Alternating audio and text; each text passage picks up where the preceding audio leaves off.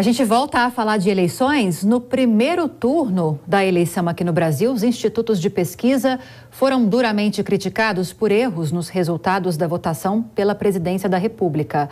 Mas o Instituto Paraná Pesquisas se destacou por ter se aproximado da votação de Lula e Jair Bolsonaro. Sobre as expectativas para os números do segundo turno, os projetos de lei contra os institutos, a CPI para investigar essas empresas e o futuro do setor, a gente vai conversar agora com a CEO do Instituto Paraná Pesquisas, Nair Quintanilha. Seja muito bem-vinda, Nair. Boa noite. Boa noite, obrigada pela oportunidade de conversar com vocês. Boa noite a todos os assinantes da Jovem Pan.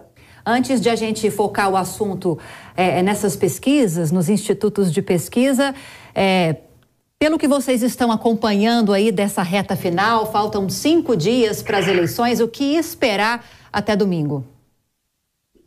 Olha, a gente precisa esperar uma eleição extremamente disputada, acirrada. A gente nunca viu uma eleição com tantas nuances, né, com tantas coisas para se estudar. Na verdade, os institutos, nós estamos tendo muito trabalho aí para captar todas essas tendências dos eleitores. Mas o que a gente pode esperar é uma eleição extremamente disputada até o último minuto. Pois é, agora, Nair, queria trazer as questões que foram destacadas no enunciado pela Lívia. Esse momento delicado em que os institutos de pesquisa se encontram, as pesquisas propriamente foram muito criticadas após as discrepâncias que foram apresentadas após o primeiro turno e, diante disso, uma reação do Poder Legislativo. Projeto de lei na Câmara que prevê punição aos institutos, além disso, a possibilidade de CPI na Câmara e também no Senado. E, além disso, teve o TSE chegou a barrar uma investigação por parte da Polícia Federal. Enfim, gostaria de escutá-la. Como a senhora tem visto essa situação, esse cenário? Olha, o Instituto Paraná Pesquisas, a nossa postura sempre foi responder a todos os questionamentos que a gente feito, né, ao Instituto e a nossa metodologia, enfim. Esse ano nós não tivemos nenhuma pesquisa impugnada. O Instituto Paraná Pesquisa sempre responde com a máxima rapidez e aqui tudo que é questionado, e a gente está aí na expectativa, né? O que for para ser e o que for melhor para o setor, a gente espera que seja decidido. Mas o Instituto não é contra qualquer eventual mudança de metodologia, rever esses métodos para alcançar resultados cada vez mais próximos da realidade. Há esse tipo de discussão ou o Instituto pretende manter sempre essa mesma metodologia, independentemente dessas discussões? Olha, a metodologia de uma pesquisa eleitoral, de uma pesquisa de mercado, de uma pesquisa para produto, qualquer que seja a pesquisa, ela é uma pesquisa técnica, científica. Então, a metodologia que nós utilizamos e que acredito que a maior parte dos institutos utilize é uma metodologia técnica, científica. Então, se é para haver alguma mudança de metodologia ou de técnica, essa discussão ela é científica. Então, assim, a gente fica muito aberto a qualquer novidade ou a qualquer perspectiva nova que exista no setor, mas a gente não vai mudar a nossa metodologia, até porque a gente tem muita convicção no trabalho que a gente faz, com muita seriedade naquilo que a gente entrega. Pois é, Nair, eu escuto algumas pessoas em contraposição a essas iniciativas do Legislativo, defendendo que o mercado deve se autorregular. Ou seja, bons institutos de pesquisa vão continuar no mercado e aqueles que mais erram, certamente, deixarão de ser contratados.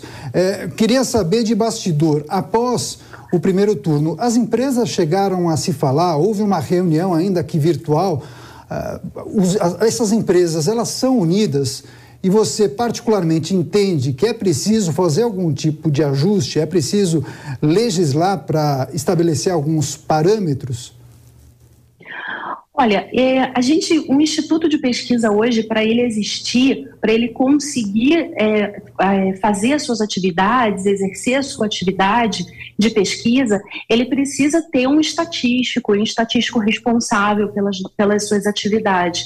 E esse estatístico, ele é afiliado, né, ao Conselho Regional de Estatística. Então, assim, a gente tem um órgão que olha para os institutos, que olha para essas técnicas, né? A gente tem o CONRE, a gente tem o CONF, que é o Conselho Federal de Estatística. Em anos eleitorais, a gente tem o Tribunal Superior Eleitoral, que olha para essas pesquisas, que olha para esses registros. Nenhuma pesquisa em ano eleitoral, ela é divulgada sem estar registrada no Tribunal Superior Eleitoral.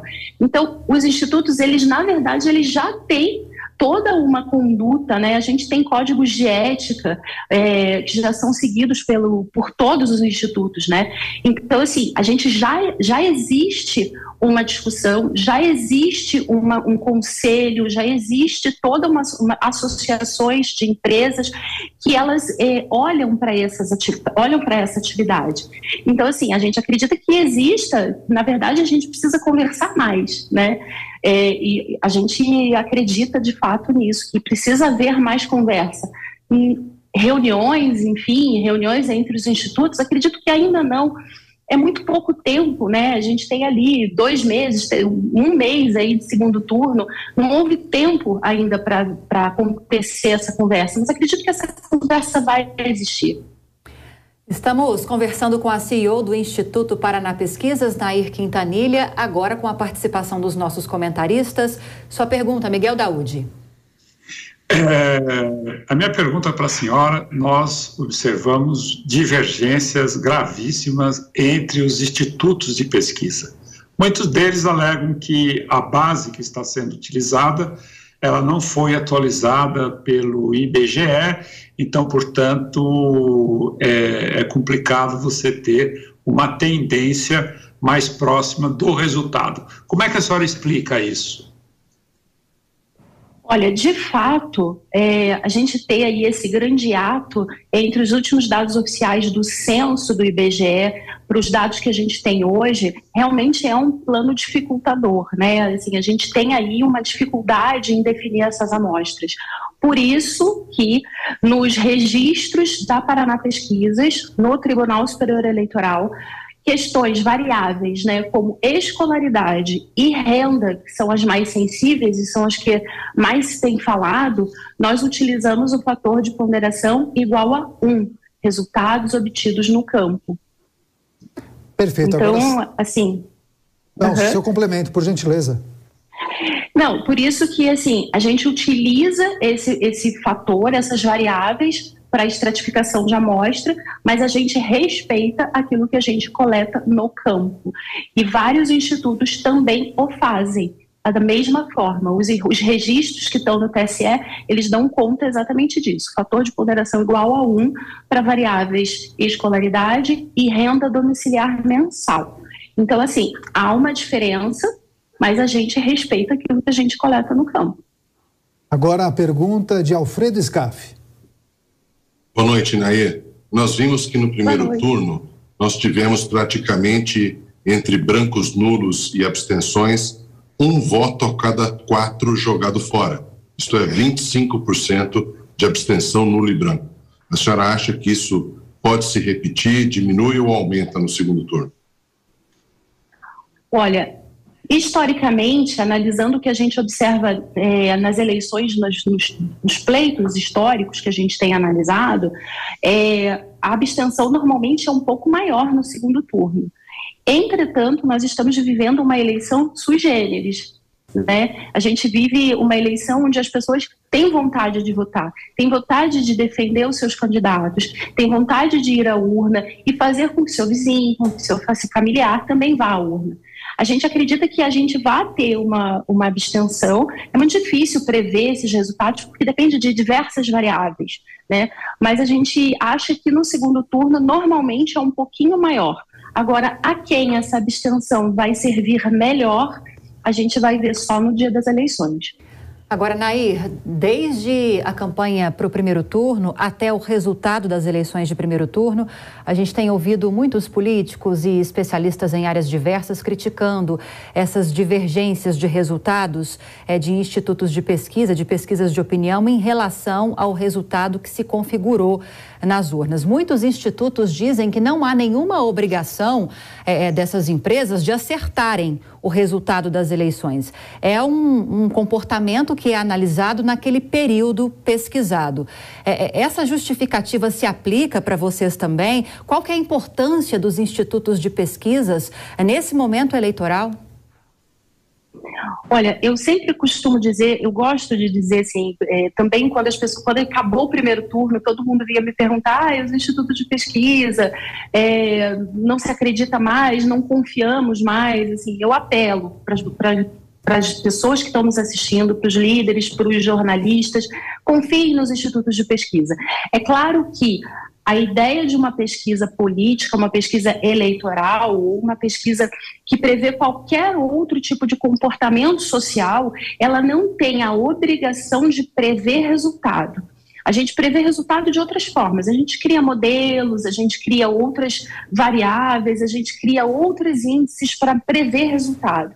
Uma pesquisa eleitoral, ela tem a obrigação de prever tendências. É claro que, quanto mais próximo das eleições, é normal que esses resultados das pesquisas se aproximem cada vez mais do resultado da urna. E isso a gente vai observando com a frequência onde as pesquisas são feitas. Então, a gente vai conseguindo ler essas tendências. Olha, um candidato apresentou 1% a mais nessa rodada, na próxima rodada 1,5%. Opa, essa pessoa está em uma tendência. E quando a gente observa isso, a gente fica muito mais confortável em tentar prever esse resultado. Mas a pesquisa eleitoral, ela não tem a obrigação, não é futurologia. É uma pesquisa que a gente prevê tendência. E a pesquisa eleitoral, a grande ferramenta é o planejamento. Planejamento dos candidatos e para a opinião pública, para o eleitor, fazer valer a sua voz antes das urnas. Mostrar para esses candidatos o que eles devem ou não fazer, que pautas eles devem ou não falar, aquilo que está sendo bem aceito ou não pela sociedade. Isso tudo se reflete numa pesquisa política e eleitoral. Agora, Nair, outros institutos de pesquisa fora do Brasil chegaram a ser questionados, como está acontecendo agora. Os institutos de pesquisa no exterior adotam as mesmas estratégias para conseguir coletar os dados? São as entrevistas na rua ou então as entrevistas feitas por telefone? Que exemplos bem-sucedidos poderiam ser adotados, replicados ou poderiam servir de inspiração para os nossos institutos? Alguma coisa poderia mudar? Nós poderíamos copiar algum tipo de modelo para melhorar a prestação de serviço? Olha, aqui na Paraná Pesquisas, a gente costuma sempre observar tendências novas, novas metodologias, conversar com teóricos da área, nas universidades. A gente está sempre inserido nesse meio e tentando trazer para a nossa prática modelos que sejam mais bem-sucedidos. É claro que demora um tempo até que isso seja testado à nossa realidade. Não quer dizer que uma pesquisa bem-sucedida, uma pesquisa eleitoral bem-sucedida feita nos Estados Unidos ou em outros países que também têm modelos de democracia parecidos com o nosso, sejam aplicados ao Brasil. Nós temos no Brasil o voto obrigatório, por exemplo. Então é muito diferente essa forma de medir os dados ou de fazer pesquisas eleitorais em outros países. Pois bem, acabamos de conversar com a CEO do Instituto Paraná Pesquisas, Nair Quintanilha. Muito obrigada pela entrevista, Nair. Seja bem-vinda sempre. Boa noite. Boa noite, obrigada pela oportunidade e sempre à disposição.